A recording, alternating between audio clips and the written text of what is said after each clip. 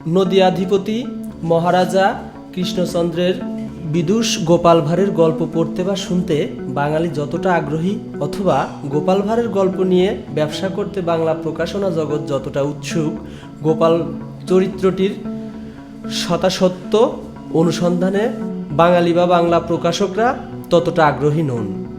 গোপাল ভাঁড়কে নিয়ে মাতামাতি চলছে কম বেশি ৩০০ বছর, অথচ হাস্যরসের মধ্যমণি এই মানুষটি সম্পর্কে ঐতিহাসিক তথ্য সংগ্রহে আগ্রহী মানুষের সংখ্যা হাতে গোনা। সাংবাদিক সুজিত বসু গোপাল ভাঁড়কে নিয়ে দীর্ঘদিন গবেষণা করে লিখেছেন গোপাল ভাঁড়ের সন্ধানে নামে একটি বই।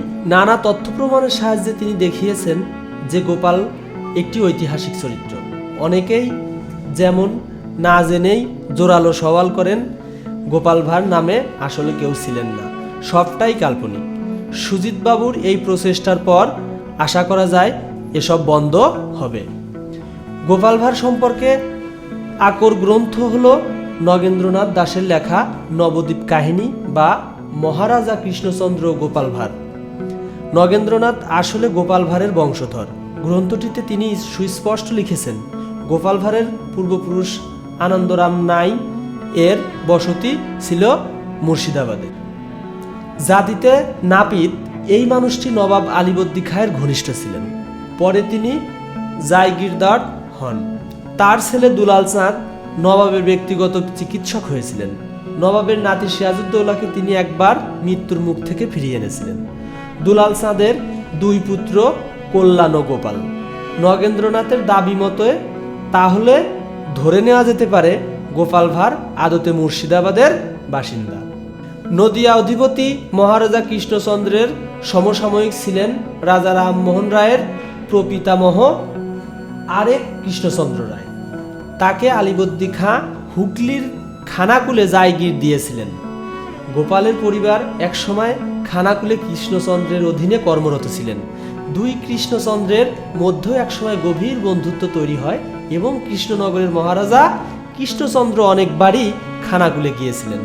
সেখানেই তিনি একসময় বুদ্ধিমান সপ্রতিভ গোপালকে দেখেন এবং তাকে নিয়ে আসেন কৃষ্ণনগরে। কালক্রমে গোপাল হন মহারাজের সভার হাস্যার্ণব এবং পঞ্চরত্নের অন্যতম। তার মেধাশক্তি ও হাস্যরসের জন্য মহারাজ গোপালকে রাজ ভাণ্ডারের প্রধান হিসাবে নিয়োগ করেন এবং তিনি গোপাল ভাণ্ডারী নামে পরিচিত হন। ভাণ্ডারী থেকেই অপভ্রংশ হয় ভাঁড়। গোপাল ভাঁড় চরিত্র নিয়ে আজগুবি গল্পের মূলে রয়েছে বাঙালির অসচেতনতা। টেলিভিশন সিরিয়ালে গোপাল ভাঁড়ের নাম ব্যবহার করে সম্পূর্ণ কাল্পনিক এবং অসহ্য গল্প খাড়া করার বিরুদ্ধে। আর কলেজ স্ট্রিট, পাড়ার ঠিকানা, গোত্রহীন প্রকাশকদের ছ্যাবলামোর বিরুদ্ধে বাঙালির কাঙ্ক্ষিত প্রতিবাদ দেখা যায় না। কলেজ স্ট্রিট পাড়ায় গোপাল ভাঁড়, বীরবল, মোল্লা নাসিরুদ্দিন, মোল্লা দোপেয়াজা ইত্যাদি সবাইকে একসঙ্গে করে ৩২.৫ ভাজা বিক্রির ব্যবস্থা করা হয় মাঠে ঘাটে, ট্রেনে, ফুটপাতে, পান বিড়ির দোকানে। আমরা আমাদের ঐতিহ্যকে শ্রদ্ধা করতে পারি না, ধরে রাখতে পারি না, তাই গোপাল ভাঁড় আমাদের কাছে শুধুই ভাঁড়, সুথুলত্বের প্রতীক। বিদেশি গবেষকদের চোখে কিন্তু গোপাল তত সস্তা নন। বিদেশি ভাষায় লেখা গোপাল ভাঁড়ের গল্পের সংকলন দেখলেই এই বক্তব্যের সত্যতার প্রমাণ পাওয়া যায়।